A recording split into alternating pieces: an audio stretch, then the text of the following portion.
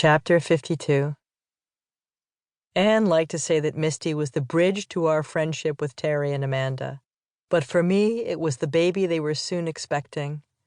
Meeting Amanda was the closest I'd been to an expectant mother since Anne's receptionist quit to have her baby years ago, and I hadn't cared for Ruth Ann all that much anyway, so that hardly counted.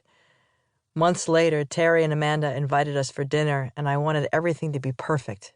My grandma Rosa had taught me to always bring something delicious when someone else cooked. It was polite. So when Anne came back from the store, I was putting a fresh batch of biscotti on a plate. Before her jacket was off, Anne eyed the biscotti. "What are you doing?" I looked at the plate, then back at Anne. "What does it look like I'm doing?" "For tonight? Why did you make biscotti?" "I bought a bottle of wine." I frowned at the brown paper bag in her hand. "What? It's a good bottle." "Of course it's a good bottle, but I'm still bringing my biscotti." Anne looked at me like I was having a moment. "But you like this wine." "That's not the point. When someone invites you to their house for dinner, it's important to make a good impression. So you get invited back. And baking cookies that come from a recipe handed down to you by your grandmother makes a good impression."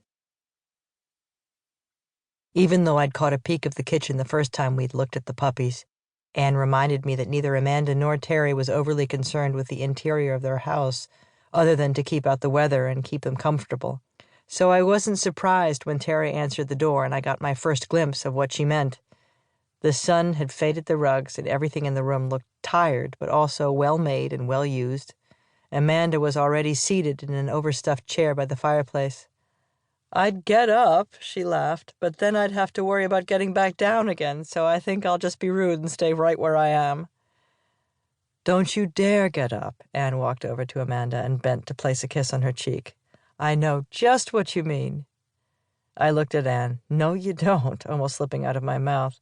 She had no idea what carrying a watermelon in her belly was like, but I did. I'd wanted to carry that weight forever so I could avoid the decision of giving away my baby. But in the end, even that decision had been